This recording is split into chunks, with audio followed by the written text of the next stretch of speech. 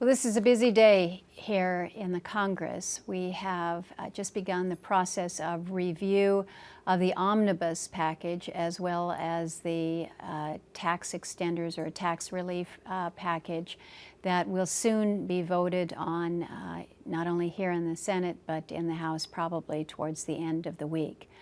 The Omnibus Bill is a combination of 11 different appropriations bills. As the chairman of the Interior Subcommittee on the Appropriations Committee, I have had oversight of that budget and have been working that throughout this past year. We had some, I think, very significant wins in the Interior budget as they related to our IHS, Indian Health Service, and BIA. Funding for contract support costs, fully funding those contract support costs, as well as establishing a mechanism to make sure that we're not robbing Peter to pay Paul, for instance, in some of these accounts. Working to address the wildfire situation that we face around particularly the western part of the country, but most certainly in Alaska, making sure that we have adequate wildfire suppression funding, but also the funds and the resources to deal with hazardous fuel mitigation.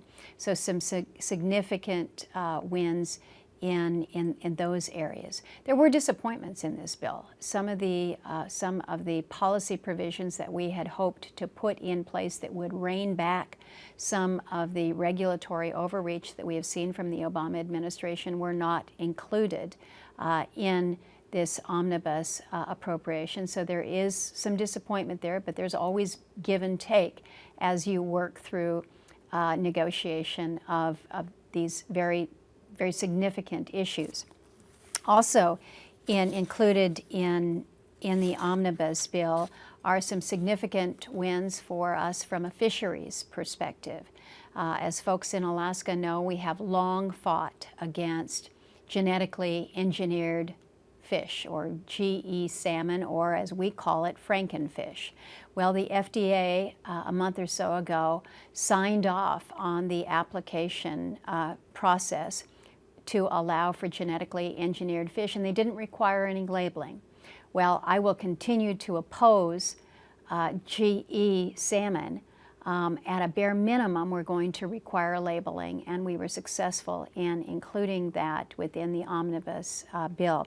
We were also successful in getting what we call the pollock nomenclature, addressing an issue that has caused confusion amongst consumers as to where our pollock is coming from. Again, an issue that is going to be very significant for our fisheries and also for our workers in the fisheries industry, making sure that we can have sufficient workers come through in the crush of the season. We were able to work a provision relating to J-1 visas. In other areas of the budget, for us in Alaska on the defense side, I think it's significant to note that within the military construction, the commitment to the F-35s was made clear to Eielson with the F-35 simulator building that we will see at Eielson. So these are significant provisions that are included within the measure. Also, we have a tax relief package, a tax extenders package, if you will. Contained within tax extenders are some permanent provisions that are quite significant for our small businesses. The Section 179 small business expensing made permanent is significant. Another permanent provision is a special rule for real property contributions for conservation purposes. Again, a significant opportunity for us. For us in Alaska, as we look to the extraordinary cost of health care, one of the concerns that we see looming on the horizon is application of what is called the Cadillac tax. Far too many of the individuals within the state of Alaska have what are called Cadillac plans, not because they they are high. High in terms of benefits, but they're high in terms of costs. So we were able to obtain a 2-year delay in application of the Cadillac tax. So that is significant. It's not only significant from the perspective of individuals, it helps those within our school districts, it helps those within the municipalities within their plans, it helps labor, it helps Alaskans throughout to have this 2-year delay. So that was a significant provision that we will have an opportunity again to vote on towards the end of this week. Extensive review underway, many hundreds of pages that we have to go through.